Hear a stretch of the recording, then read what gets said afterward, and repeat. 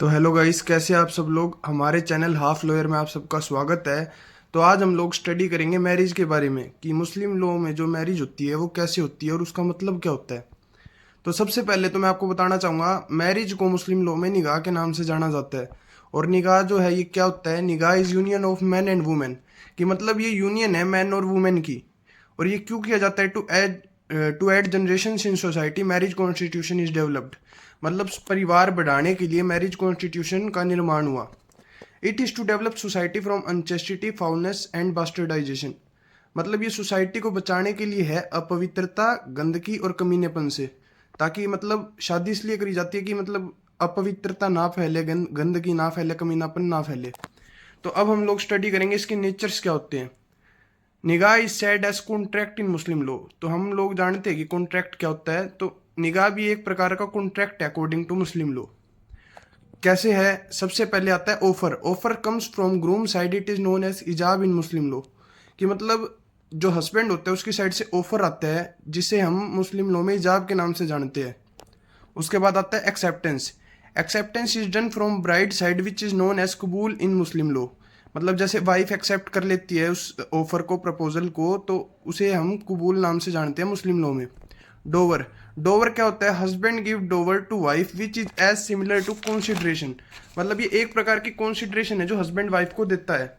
उसके बाद हम लोग जानेंगे क्या होता है फ्री कंसेंट। फ्री कंसेंट का मतलब ये है कि both parties must be free consent, दोनों पार्टी का जो कंसेंट है वो फ्री होना चाहिए। अब हम लोग पढ़ेंगे कि मुस्लिम लॉ में मैरिज की सब्सटेंस, मतलब कि रियल ऑब्जेक्ट क्या क्या होते हैं। Socio religious. Socio religious marriage is done to fulfil socio religious. Marriage socio religious को फुलफिल करने के लिए की जाती है। Quran is read. कुरान जो कि मुस्लिम लॉ में मतलब होली बुक होती है, Quran is readed on the marriage, ये मैरिज में रीड करी जाती है। Procreation of children. It is done for the purpose of procreation of children. और जो ये तीनों चीज़ें हमने स्टडी करी, जो इसके सब्सटेंस हमने स्टडी करे, इसे हम सैक्रामेंट नाम से जानते हैं। It is known as sacrament. Muslim marriage both a contract and the sacrament. Muslim marriage जो होती है वो कॉन्ट्रैक्ट भी होती है और सैक्रामेंट भी होती है। कॉन्ट्रैक्ट कहाँ होती है और सैक्रामेंट कहाँ होती है। It is contract in procedure and it is sacrament in substance. मतलब प्रोसिक्यूर में तो ये कॉन्ट्रैक्ट है और सैक्रामेंट ये है सब्सटेंस में। उसके बाद हम लोग स्टडी करेंगे इसके एसेंशियल क्या होते हैं। एसेंशियल में सबसे फर्स्ट एसेंशियल है competency, second is free consent, third is formality and fourth is absence of prohibitions. तो जो फर्स्ट है इसमें competency, competency of parties, it is first essential for marriage. Competency का मतलब हम लोग इस चीज़ से समझ आते हैं कॉम्पिटेंट पार्टीज, मतलब कि उनकी एज जो है, एज ऑफ प्यूबर्टी होनी चाहिए, साउंड माइंड होनी चाहिए, और वो पार्टीज मुस्लिम होनी चाहिए। मतलब एज ऑफ प्यूबर्टी क्या होता है कि बच्चे में मतलब 15 ईयर्स की एज कम से कम क्रॉस कर रखी हो। साउंड माइंड मतलब कि उसकी सोचने की शक्ति सही हो, वो दिवालिया या पागल ना हो। मुस्लिम मतलब कि वो मुस्लिम ही होना चाहिए। If parties does not have age of puberty or unsound mind, then they also have right to perform marriage by consent of their guardian.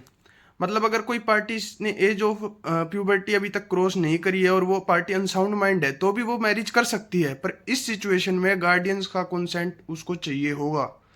उसके बाद हम लोग स्टडी करेंगे फ्री कंसेंट। फ्री कंसेंट क्या होता है, if parties are same and adult their consent should be free. अगर party same है, मतलब मुस्लिम है और एडल्ट है, एज ऑफ प्यूबर्टी क्रॉस कर चुकी है, तो देयर कंसेंट होगा, जो उनका जो कंसेंट है वो फ्री होगा।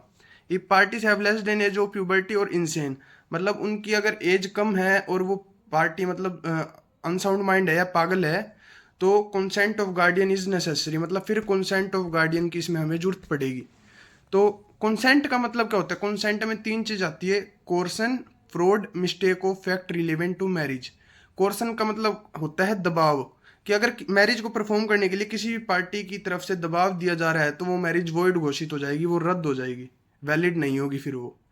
और फ्रॉड, अगर किसी मैरिज को परफॉर्म करने के लिए मतलब कोई झूठ बोला जा रहा है, कोई फ्रॉड किया जा रहा है, तो उस सिचुएशन में मैरिज वॉइडेबल हो जाएगी, अमान्य हो जाएगी।